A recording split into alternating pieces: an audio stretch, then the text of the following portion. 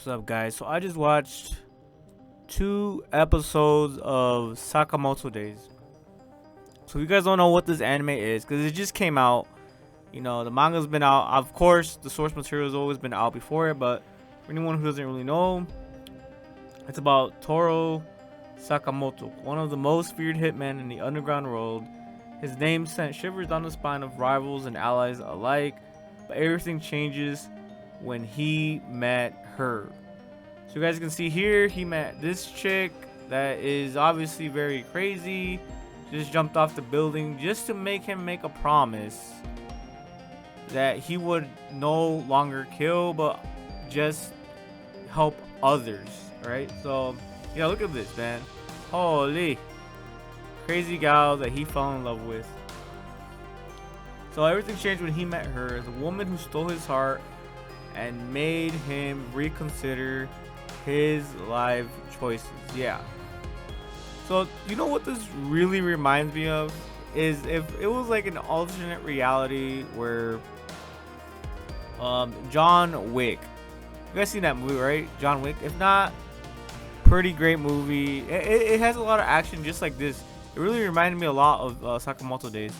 So this is like an alternate reality if John Wick actually had a life with his woman, with his girlfriend, his wife. I think they did get married, but she died from like a disease or some shit.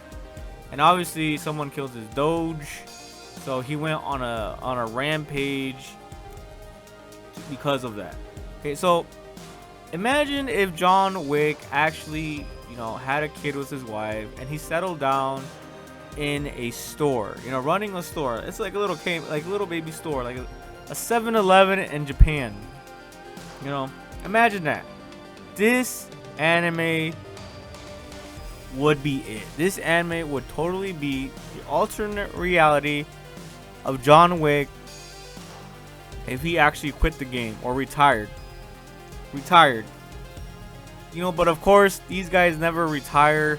In the first episode, it shows him, when he pressed the button, all his weapons and all his blades, daggers, all his, guns, ammunition, just popped out of everywhere, out of nowhere at the same time. You know what I'm saying? In his store, just the same thing with John Wick. John Wick kept all of his shit hidden, just a little bit more, a little bit better. In his basement, underneath some concrete, because he really wanted to retire, but of course he kept it there just in case. Just in case. Just like this dude Sakamoto, he kept his weapons just in case, and for good reason. He knows that leaving the business is not gonna be easy, nor is it acceptable.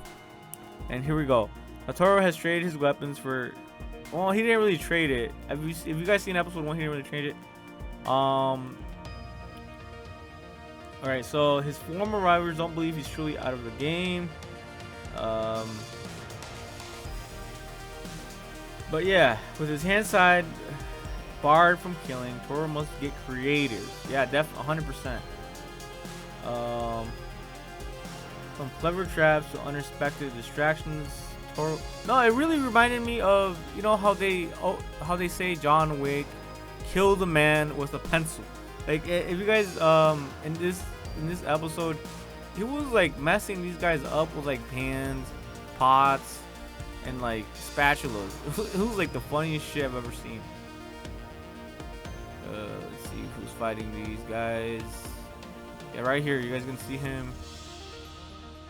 Yeah, so for me, and it also reminded me of, because his one rule is to not kill anybody. He pretty much became Bruce Wayne, with his one rule.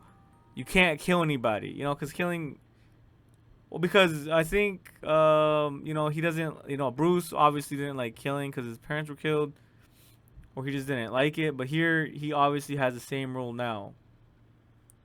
But yeah, him retiring is pretty much impossible. He, as you guys can see here, he retained most of his skills, most of his durability, most of his strengths. Bro hasn't retired. I don't know how he got fat and is still able to move as fast as he does.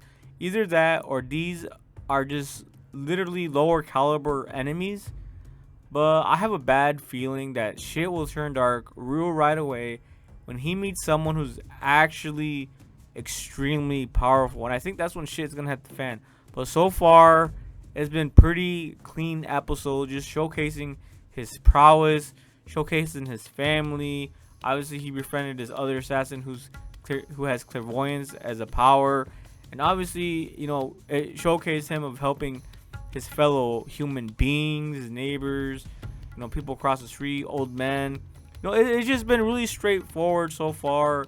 Nothing that serious. Nothing serious that's gonna get you to tear up or anything like that. But I think we're still very early on in the anime, and I have been enjoying it 100%. 100%. But yeah, it's kind